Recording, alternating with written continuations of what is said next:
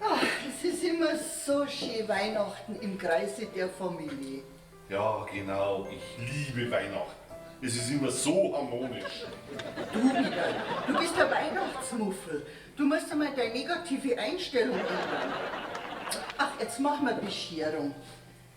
Ich wünsche euch alle recht frohe Weihnachten. Schau, das ist für dich frohe Weihnachten. Ui, ein Handy vom Discounter.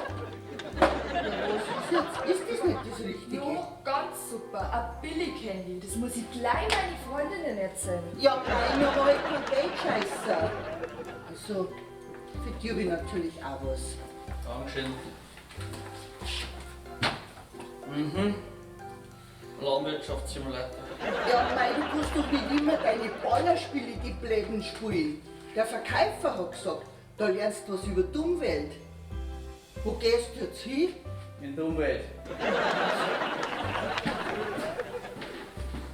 Schau, und das ist für dich.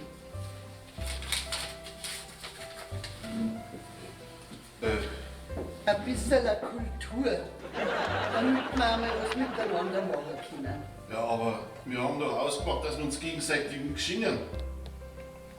Heißt das, dass du für mich nichts hast auf Weihnachten? Ja, so haben wir es doch ausgemacht.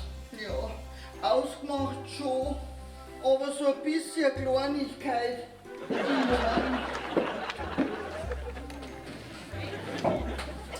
Weihnachten, allweil wieder schön.